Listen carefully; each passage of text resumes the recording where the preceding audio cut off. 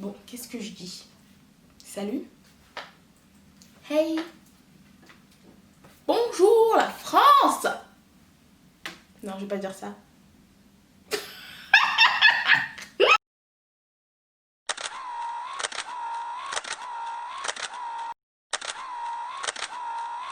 Salut, c'est Déborah et bienvenue sur ma chaîne YouTube, La Bonne Mode.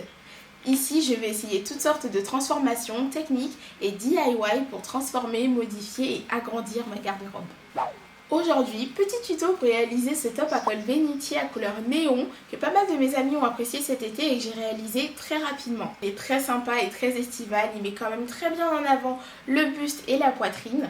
Pour réaliser ce top, j'ai beaucoup utilisé mon mannequin que vous voyez à l'arrière juste ici pour pouvoir tester la profondeur du col, la longueur des bretelles et le tour de taille. Donc si vous en avez un, ça pourrait être très pratique.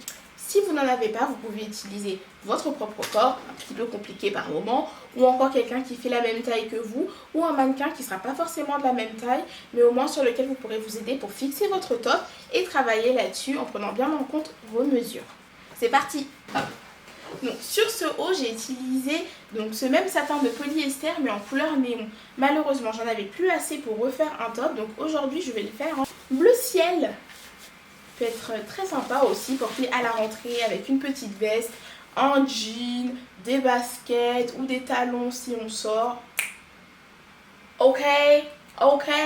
Donc là ici j'ai 5 mètres, on peut utiliser tout ça pour faire le top. On aura juste besoin je pense d'un mètre, 1,50 m peut-être en largeur pour tout ce qui sera bretelles et ceinture et la totalité du top. Voilà, 1,50 m par 1 m.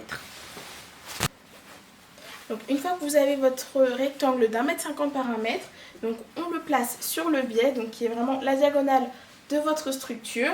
Donc on le place comme ça et c'est à partir de ça et dedans qu'on va découper le rectangle qui va former donc la structure du top. Cette technique là en fait elle permet d'accentuer le drapé de votre top. Vous allez voir une fois qu'on va le placer un petit peu ici. Bon, là ça ressemble à rien mais quand ce sera placé vous verrez un petit peu mieux le résultat.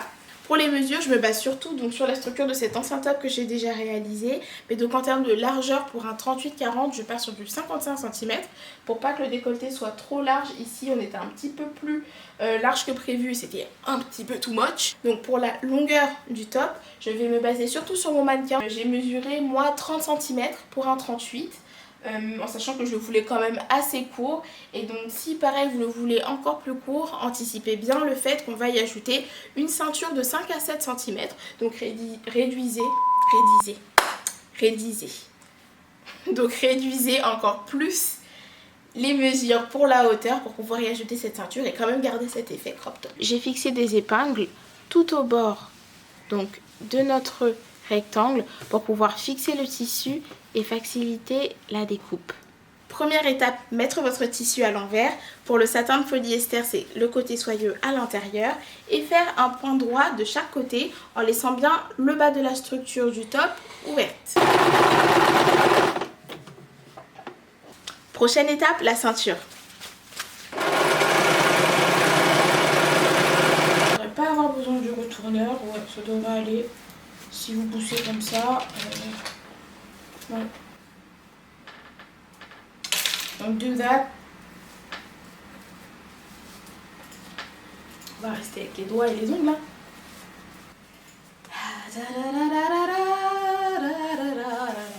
En termes de longueur et de largeur ensuite sur la ceinture, c'est vraiment comme vous voulez.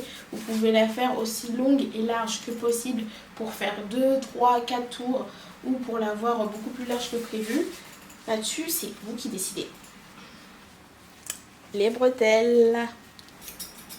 Donc pour les bretelles ici, donc une fois que vous avez vu votre point droit sur votre bande pliée en deux, ce qu'il va falloir faire c'est découper tout le surplus qu'il y a ici.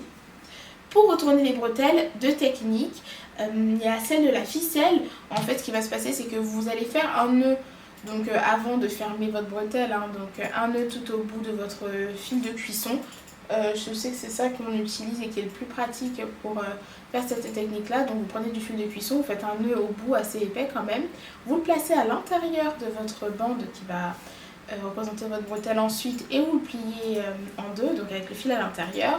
Vous passez un point d'abord à l'horizontale et ensuite vous repartez pour un point à la verticale en gardant le fil à l'intérieur.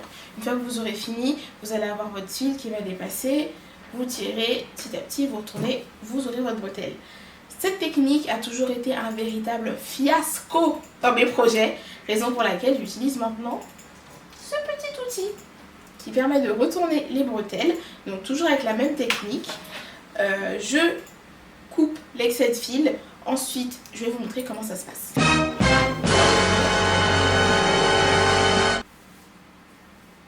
Ah punaise, là ça commence bien.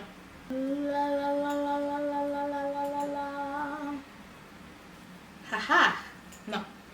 Ok, donc ici il va vraiment falloir être patiente.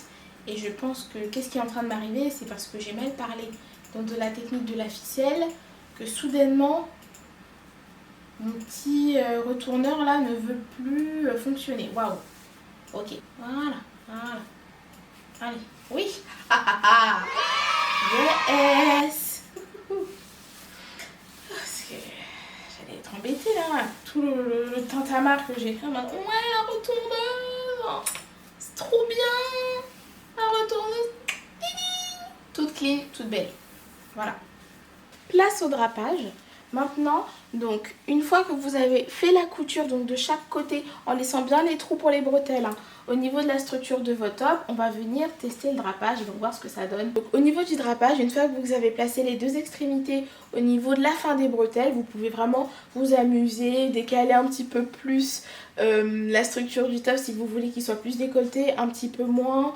Les plis, vous les placez vraiment où vous voulez. Moi, j'utilise pas de règles pour millimétrer les deux plis. Je les place et j'ajuste en fonction. S'il y en a un qui est plus éloigné que l'autre, vous êtes totalement libre et c'est vraiment la liberté que j'apprécie avec le mannequin. Si vous n'en avez pas, vous pouvez essayer sur vous-même. Honnêtement, je voudrais bien voir le résultat si vous l'avez testé comme ça. Mais c'est vrai que le mannequin, ça reste plus pratique. Donc maintenant que nos plis sont fixés, on va venir donc retourner à nouveau le top et y mettre nos bretelles. Et enfin, on va placer le top à l'intérieur de la ceinture et ça devrait être terminé. Ici, on doit d'abord rentrer les bretelles à l'intérieur du top lorsqu'il est à l'envers. On sort ici et on fixe. Et on va venir faire un point droit à ce niveau-là.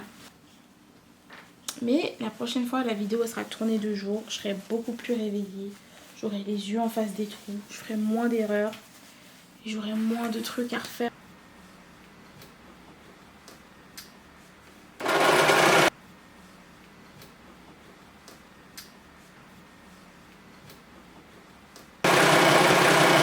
Si jamais vous reproduisez ce tuto, n'hésitez pas à poster des photos sur Instagram avec le hashtag #LeLaboDeMode. Je viendrai y faire un tour, commenter, liker et voir vos superbes créations. Enfin, si vous avez aimé cette vidéo, n'hésitez pas à liker, commenter, partager, mais surtout à vous abonner à la chaîne. Je vous dis à bientôt.